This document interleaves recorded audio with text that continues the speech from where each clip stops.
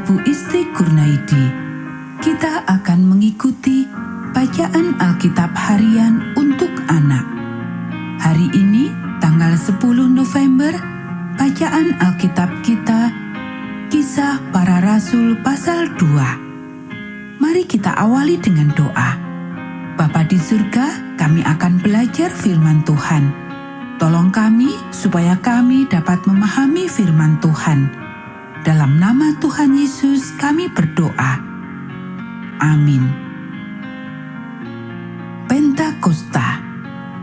Ketika tiba hari Pentakosta, semua orang percaya berkumpul di satu tempat. Tiba-tiba, turunlah dari langit suatu bunyi seperti tiupan angin keras yang memenuhi seluruh rumah di mana mereka duduk. Dan tampaklah kepada mereka lidah-lidah seperti nyala api yang bertebaran dan hinggap pada mereka masing-masing. Maka penuhlah mereka dengan Roh Kudus, lalu mereka mulai berkata-kata dalam bahasa-bahasa lain, seperti yang diberikan oleh Roh itu kepada mereka untuk mengatakannya. Waktu itu, di Yerusalem, diam orang-orang Yahudi yang saleh dari segala bangsa di bawah kolong langit. Ketika turun bunyi itu, berkerumunlah orang banyak. Mereka bingung karena mereka masing-masing mendengar rasul-rasul itu berkata-kata dalam bahasa mereka sendiri. Mereka semua tercengang-cengang dan heran, lalu berkata, "Bukankah mereka semua yang berkata-kata itu orang Galilea? Bagaimana mungkin kita masing-masing mendengar mereka berkata-kata dalam bahasa kita sendiri, yaitu bahasa yang kita pakai di negeri asal kita? Kita orang Partia, Media, Elam, penduduk Mesopotamia, Yudea dan Kapadokia, Pontus dan Asia, Frigia dan Pamfilia, Mesir dan daerah-daerah Libya yang berdekatan dengan Kirene, pendatang-pendatang dari Roma, baik orang Yahudi maupun penganut agama Yahudi, orang Kreta dan orang Arab. Kita mendengar mereka berkata-kata dalam bahasa kita sendiri tentang perbuatan-perbuatan besar yang dilakukan Allah." Mereka semuanya tercengang-cengang dan sangat termangu-mangu sambil berkata seorang kepada yang lain, "Apakah artinya ini?" Tetapi orang lain menyindir, "Mereka sedang mabuk oleh anggur manis." Khotbah Petrus. Maka bangkitlah Petrus berdiri dengan ke-11 rasul itu, dan dengan suara nyaring ia berkata kepada mereka, "Hai kamu orang Yahudi dan kamu semua yang tinggal di Yerusalem, ketahuilah dan camkanlah perkataanku ini. Orang-orang ini tidak mabuk seperti yang kamu sangka, karena hari baru pukul 9. Tetapi itulah yang difirmankan Allah dengan perantaraan Nabi Yoel. Akan terjadi pada hari-hari terakhir, demikianlah firman Allah, bahwa aku akan mencurahkan rohku ke atas semua manusia. Maka anak-anakmu laki-laki dan perempuan akan bernubuat, dan teruna-terunamu akan mendapat penglihatan-penglihatan, dan orang-orangmu yang tua akan mendapat mimpi. Juga ke atas hamba-hambaku laki-laki dan perempuan akan kucurahkan rohku pada hari-hari itu, dan mereka akan bernubuat. Dan aku akan mengadakan mujizat-mujizat di atas, di langit, dan tanda-tanda di bawah di bumi, darah dan api, dan kumpalan-kumpalan asap.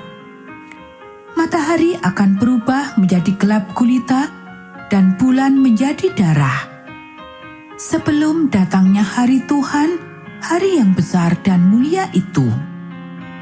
Dan barang siapa yang berseru kepada nama Tuhan akan diselamatkan. Hai orang-orang Israel, dengarlah perkataan ini.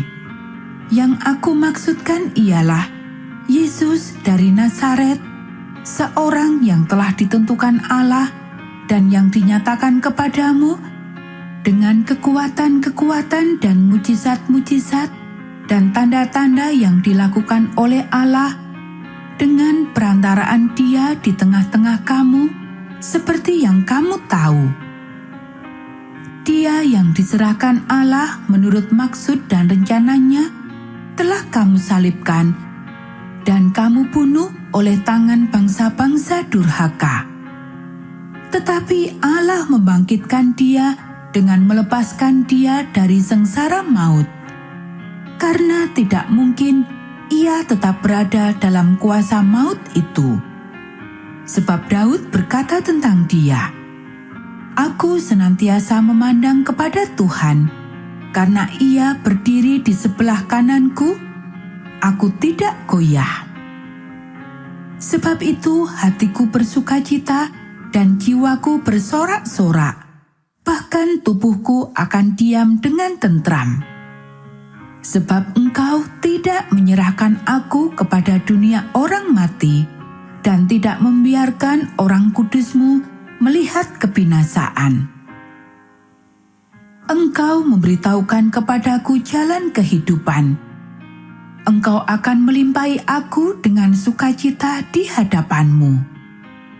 Saudara-saudara, aku boleh berkata-kata dengan terus terang kepadamu tentang Daud, bapa bangsa kita. Ia telah mati dan dikubur, dan kuburannya masih ada pada kita sampai hari ini. Tetapi ia adalah seorang nabi, dan ia tahu bahwa Allah telah berjanji kepadanya dengan mengangkat sumpah bahwa ia akan mendudukkan seorang dari keturunan Daud sendiri di atas tahtanya. Karena itu, ia telah melihat ke depan dan telah berbicara tentang kebangkitan Mesias ketika ia mengatakan bahwa Dia tidak ditinggalkan di dalam dunia orang mati dan bahwa dagingnya tidak mengalami kebinasaan. Yesus inilah yang dibangkitkan Allah, dan tentang hal itu kami semua adalah saksi. Dan sesudah ia ditinggikan oleh tangan kanan Allah dan menerima Roh Kudus yang dijanjikan itu, maka dicurahkannya apa yang kamu lihat dan dengar di sini. Sebab bukan Daud yang naik ke surga, malahan Daud sendiri berkata, "Tuhan telah berfirman kepada Tuanku, duduklah di sebelah kananku, sampai kubuat musuh-musuhmu menjadi tumpuan kakimu." Jadi seluruh kaum Israel harus tahu dengan pasti bahwa Allah telah membuat Yesus yang kamu salibkan itu menjadi Tuhan dan Kristus. Ketika mereka mendengar hal itu, hati mereka sangat terharu. Lalu mereka bertanya kepada Petrus dan rasul-rasul yang lain, "Apakah yang harus kami perbuat, saudara-saudara?" Jawab Petrus kepada mereka, "Bertobatlah, dan hendaklah kamu masing-masing memberi dirimu dibaptis dalam nama Yesus Kristus untuk pengampunan dosamu. Maka kamu akan menerima karunia Roh Kudus. Sebab bagi kamulah janji itu, dan bagi anak-anakmu, dan bagi orang yang masih jauh, yaitu sebanyak yang akan dipanggil oleh Tuhan Allah kita."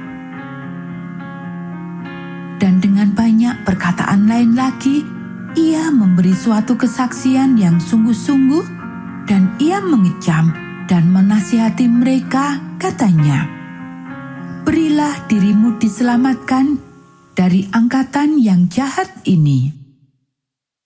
Cara hidup jemaat yang pertama. Orang-orang yang menerima perkataannya itu memberi diri dibaptis, dan pada hari itu jumlah mereka bertambah kira-kira 3.000 jiwa.